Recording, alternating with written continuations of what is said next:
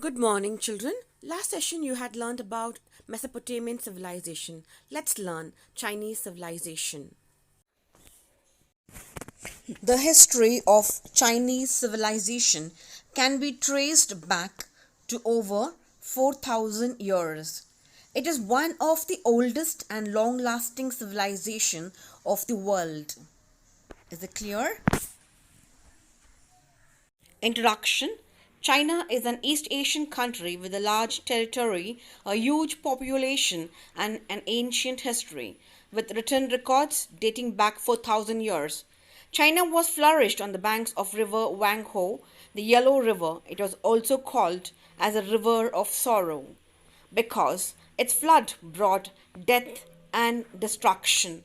Come on, let's see the video of Wang Ho River. Wang Ho, the Yellow River, is recorded as the mother of China. This river extends 5,464 kilometers long and it ranks fifth place in the world. It flows through 9 provinces in the east. The rich silt carried by Wang Ho formed fertile land that is the birthplace of Chinese country. And look at this yellow river, children. 2019, there was a flood and thousands of people, the buildings completely collapsed. It looks so dangerous, isn't it?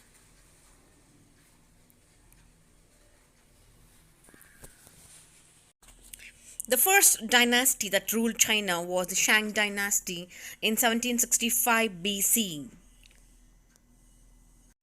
Shang Dynasty was the first Chinese dynasty for which we have a written and archaeological evidences.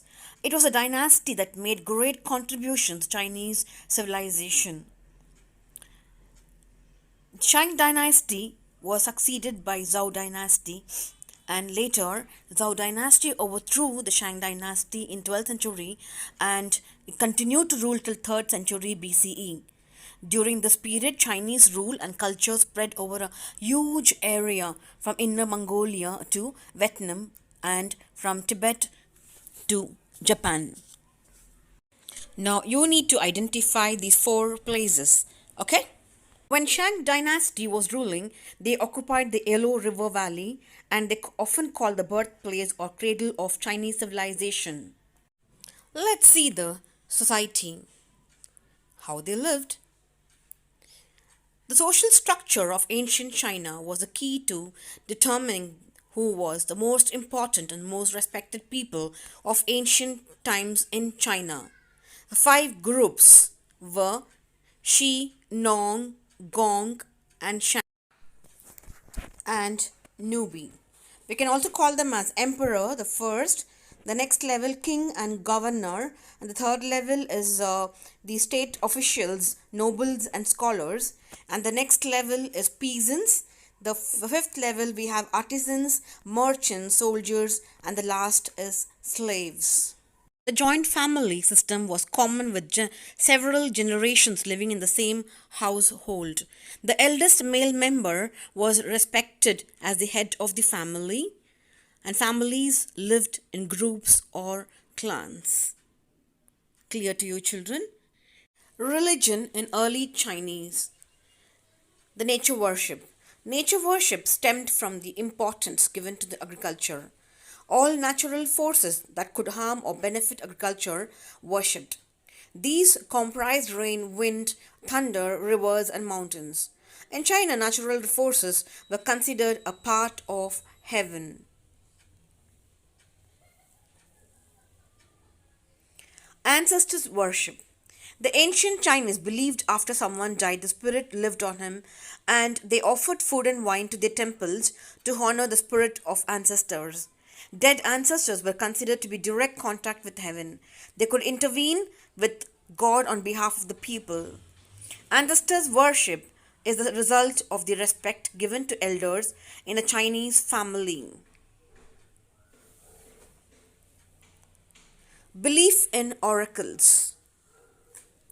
The Chinese made use of oracle method to foresee their future. Oracle bones were inscribed with letters and then heated so that cracks and lines would appear on the surface. These cracks and lines on bones were read by the holy priest known as the oracle, and who was considered to be in touch with heaven. And the Chinese used to consult the oracles to our holy priest to know their future by asking questions. For example, will it rain tomorrow? Yeah. So that is the way they used to ask questions. Is it clear? The god of heaven. The god of heaven in Chinese culture was known as Shang Di. Emperor of China was considered the son of god of heaven Shang Di. Okay. So let's see the major religions and movements. Chinese history is characterized by three major religions: Confucianism, Taoism, and Buddhism. The philosopher Confucius founded the religious movement which came to be known as Confucianism. Confucianism. Confucius was another great reformer of ancient China. He was born in 551 BC in an ordinary family of a small village of the Lu province, modern Shantung. He said that he wanted to teach about the mandate of heaven. The important belief of the political philosophy was that heaven would choose a person and his clan to rule. He mixed his theology with his ideas of politics. He taught what is called the silver rule of behavior, that is less expansive than the golden rules. His teachings have been reflected in 5 classics, that is the book of history, the book of poetry, the book of changes, the book of spring and autumn, and the book of rites. So Confucianism was a practical code of conduct or a way of life stressing on loyalty and dedication. Later, it was made the state religion in China. Is it clear to you, children? Let's see the architecture of Chinese civilization, Terracotta Army. Our Prime Minister, Mr. Narendra Modi, visited Terracotta site. King Shi Huang, the first emperor of China, built this army.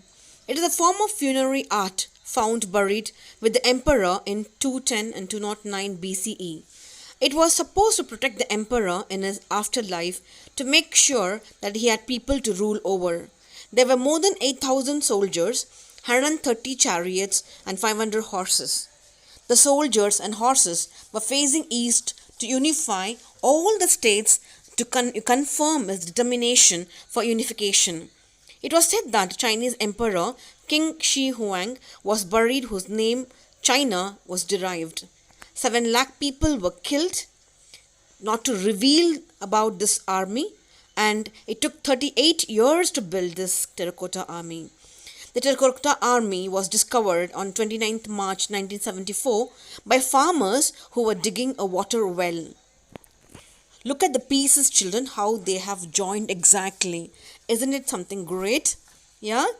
Okay. And the Terracotta Army is a heritage site of the world. It is a testimony to China's civilizational achievement. What did Mr. Narendra Modi write in the visitor's book? He wrote, "I am deeply impressed by the extraordinary care with which the precious heritage has been preserved."